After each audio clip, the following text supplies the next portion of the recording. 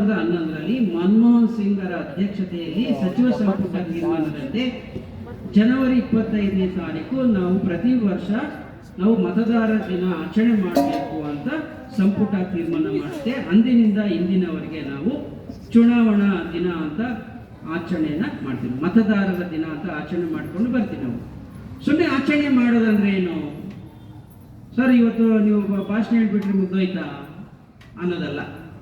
ಅದಕ್ಕೆ ಬೇರೆ ಬೇರೆ ಈವೆಂಟ್ಸ್ ಕೆಲಸಗಳೆಲ್ಲ ಇದ್ದಾವೆ. ಏನು ಅಂತಂದ್ರೆ 18 ವರ್ಷ ಆಗಿರುತ್ತೋ ಅವರನ್ನ ಮತದಾರರ ಪಟ್ಟಿಗೆ ಅವರನ್ನ ಹೆಸರನ್ನು ಸೇರಿಸೋದು. ಇಲ್ಲಿ ಮತದಾರರ ಪಟ್ಟಿ ಇಲ್ಲಿ ಇದೆ, ಮತದಾರರ ಪಟ್ಟಿ. ಇದು ಮತದಾರರ ಪಟ್ಟಿ. ಇದರಲ್ಲಿ ಹೆಸರಿರುತ್ತೆ, ನಿಮ್ಮ ಮನೆ ಸಂಖ್ಯೆ ಇರುತ್ತೆ, ಸೀರಿಯಲ್ ನಂಬರ್ ಇರುತ್ತೆ, ಎಪಿಕ್ ಕಾರ್ಡ್ ನಂಬರ್ ಇರುತ್ತೆ. ಎಲೆಕ್ಷನ್ ಸಂದರ್ಭದಲ್ಲಿ ಈ ಮತದಾರರ ಪಟ್ಟಿಗೂ ನಿಮ್ಮ ಎಪಿಕ್ ಕಾರ್ಡ್ಗೂ ನೋಡಿಕೊಂಡು ಟಿಕ್ ಹೊಡೆದು ನಿಮಗೆ ವೋಟ್ ಆಗೋದಕ್ಕೆ ಅವಕಾಶ ಮಾಡಿಕೊಡ್ತಾರೆ.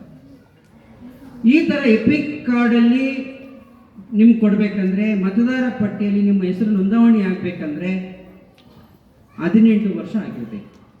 18 ವರ್ಷ ಆದಮೇಲೆ ನೀವು ನಮೂನೆ 6 ಫಾರಂ ಬರುತ್ತೆ, ನಮೂನೆ 6, ಈ 6 ಫಾರಮನ್ನು ಫಿಲಪ್ ಮಾಡಿ ಇದಕ್ಕೆ ಅಡ್ರೆಸ್ ಪ್ರೂಫ್ ಕೊಡಬೇಕಾಗುತ್ತೆ, ಆಧಾರ್ ಕಾರ್ಡನ್ನು ಕೊಡಬೇಕಾಗುತ್ತೆ.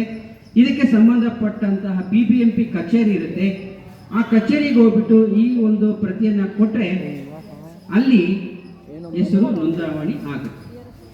ಈ ಒಂದು ಕೆಲಸವನ್ನ ಮಂದಟ್ಟು ಮಾಡಿಕೊಡೋದಕ್ಕೆ ಮತದಾರರ ದಿನ ಅಂತ ಇವತ್ತು ಆಚರಣೆಯನ್ನ ಮಾಡ್ತಾರೆ ಅನ್ನೋದನ್ನ ನೀವು ಮುಖ್ಯವಾಗಿ ನೀವು ತಿಳ್ಕೊಳ್ಬೇಕು.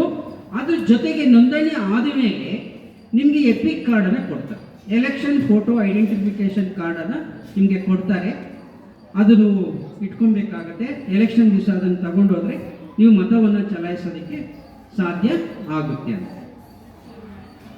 ಇದ್ರ ಜೊತೆಗೆ ಮತದಾನದ ಬಗ್ಗೆ ಅರಿವು ಯಾಕೆ ಮೂಡಿಸ್ತಾರೆ ಅಂತಂದ್ರೆ, 18 ವರ್ಷ ಮೇಲ್ಪಟ್ಟ ಎಲ್ಲರೂ ಮತವನ್ನು ಚಲಾಯಿಸಬೇಕು.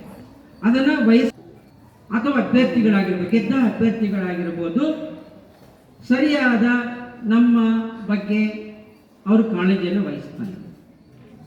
ನಿಮಗೆ ತಿರಸ್ಕೃತ ಭಾವನೆ ಇದೆ, ಯಾವ ಪಕ್ಷ ಬೇಡಪ್ಪ, ಯಾವ ಅಭ್ಯರ್ಥಿ ಬೇಡಪ್ಪ, ಅವ್ರೇನು ಅನುಕೂಲಕ್ಕೆ ತಕ್ಕನಾಗಿ ಎಲೆಕ್ಷನ್ ಮಾಡ್ಕೋತಾರೆ, ನಮ್ಗೇನು ಅನುಕೂಲ ಇಲ್ಲ ಅನ್ನೋ ಥರ ಒಂದು ಭಾವನೆ ಇವಾಗ ಬಂದ್ಬಿಟ್ಟಿದೆ. ಕೆಲವರು ವೋಟರ್ಸು ಬರೋದೇ ಇಲ್ಲ ಮತಗಟ್ಟೆ ಹತ್ರ, ಯಾರೋ ಗೆಲ್ಲೋದಕ್ಕೆ ನಾವು ವೋಟ್ ಹಾಕ್ಬೇಕಾ?